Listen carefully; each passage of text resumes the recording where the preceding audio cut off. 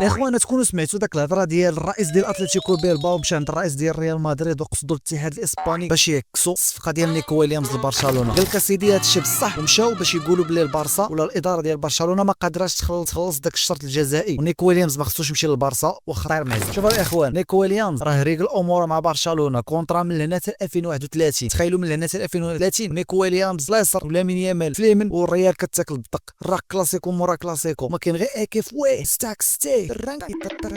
المهم الاخوان نديروا معاك، المهم الا كنتي برصاوي دير معاك شي لايك واجي نشرح لك اخي الصفقه شنو فيها وشنو كاين الجديد في هذا الموضوع هذا. المهم سيدي باختصار، نيكو ويليامز باش يجي للبارسا كاين واحد الشرط الجزائي خص البارسا تخلصوا الاداره ديال اتلتيكو بيلباو. هذا الشرط الجزائي القيمه ديالو 58 مليون، وكاين واحد الاضافات وفي الاخر كتولي 62 مليون، يعني البارسا ستخلص 62 مليون يورو للاتلتيكو بيلباو باش نيكو ويليامز يجي للبارسا. من غير هذا الشيء الكونطرا مسنيه، اللاعب باغي يجي، الامور كامله مضبوطه، خص غير هذا الشرط الجزائي تخلص في الفتره ديال الانتقالات اللي هي بين 1 و 2 يوليو الشهر الجاي ان شاء الله 1 و 2. الرئيس ديال البارسا باختصار حنا ما كنهضروش بزاف، قال لهم شوفوا فلوس عندنا وهذا الشرط الجزائي قادرين نخلصوه، ونيكو ويليامز راه سنينا مع الامور ماشي سوقكم في التفاصيل.